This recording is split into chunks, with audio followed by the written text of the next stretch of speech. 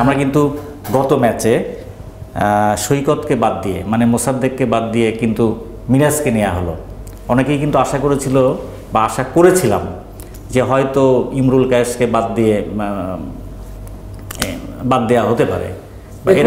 ইমরুলের ব্যাপারে ইমরুলের সাথে আমি অনেকদিন ধরে খেলেছি এবং ওর সাথে আমি যেহেতু আমরা ও খুলনার আমি বরিশালের, আমরা সাউথ জোনে একসাথে খেলি, ঘরোয়া ক্রিকেটে একসাথে খেলেছি। ইমরুলকে কিন্তু ইভেন্চুয়ালি নষ্ট করা হচ্ছে, এটা আমি মনে করি। গত 2 বছর এই প্লেয়ারটা এত ভালো পারফর্ম করলো, তারপর আপনি ওনাকে যেভাবে বাদ দিলেন টিম থেকে কোনো কারণ ছাড়া, এভাবে একটা প্লেয়ার আসলে কতটাই ভালো পারফর্ম করতে পারবে? সে বাংলাদেশে গত 2 বছরের সবচেয়ে কনসিস্টেন্ট প্লেয়ার ছিল, তাকে আপনি সুযোগই দিলেন না, ইনজুরির দোহাই দিয়ে। এবার সে আমাদের সাথে ঘরোয়া ক্রিকেট খেলে গেল। তারপর তাকে যখন আপনি চাপের মুখে রাখবেন, চাপের মুখে রেখে যখন তাকে বলবেন যে তুমি পারফর্ম করো, এটা তো ভাই ডাঙ্গুলি খেলা না, এটা ইন্টারন্যাশনাল ক্রিকেট, এটা এত সহজ হবে না।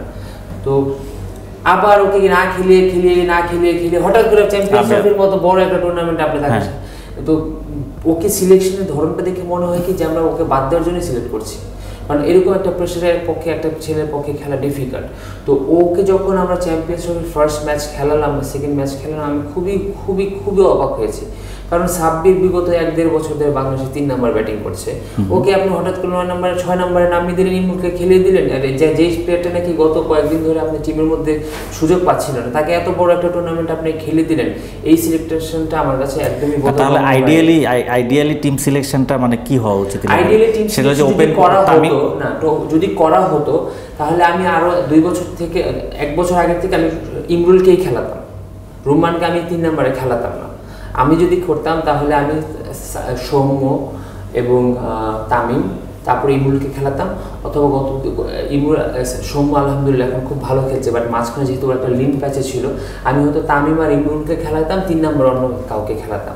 তো ইমরুলের সিলেকশনটা এখন আপনি যেভাবে বললেন, এই কারণে আমি কিন্তু কথাটা বললাম যে ও ভালো করতে পারছে না, ওকে বাদ দেওয়া উচিত। কিন্তু ওর আসলে অনেক খেলা উচিত ছিল। এখন এমন একটা সিচুয়েশনে বেচারা পড়ে গিয়েছে যেখানে সবাই বলবে যে ওকে বাদ দাও, প্রেসারের সিচুয়েশন, ওয়েজ ওকে খেলানো উচিত হয়নি।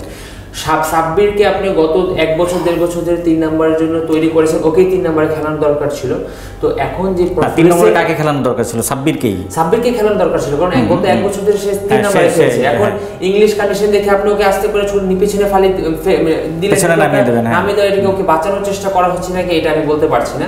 তবে ইভেনচুয়ালি যেটা হলো সেটা হচ্ছে যেহেতু ইমরুল কায়েস আনফরচুনেটলি ভালো করতে পারেনি, অটোমেটিকলি ও হয়তো ড্রপ হয়ে যাবে আগামীকালকে ড্রপ হয়ে যাবে। আমি খুবই খারাপ ফিল করছি ওর জন্য, বাট এটাই বাস্তবতা। তাহলে ইমরুল যদি বাদ যায় তাহলে মানে সাব্বির আসবে, যাকে নাকি আপনি 1 বছর ধরে 3 জন্য তৈরি করলেন, তাকে কেন পিছনে খেলাবেন? তাকে খেলতে দেন না। সেটাই সে তিনি আসবে। এবং আমিও বলেছি যে সাব্বিরকে অ্যাকচুয়ালি আসলে সবাই তো এইভাবে কথা বলতে চায় না অন দ্য রেকর্ড। তো আমার কথা বলে মনে হয়েছে বিভিন্ন সময় সাব্বির কিন্তু সে 3-এ কিন্তু খুব একটা কমফোর্টেবল ফিল করে না। কমফোর্টেবল ফিল করে না, কিন্তু ও তো সাকসেসফুল হয়েছে হ্যাঁ 3 নম্বরে। এখন এইটাই কথা, হ্যাঁ, দেশের মাটিতে দেশের কন্ডিশনে সাকসেসফুল হওয়া এবং ডিফিকাল্ট কন্ডিশনে ডিফারেন্স আছে।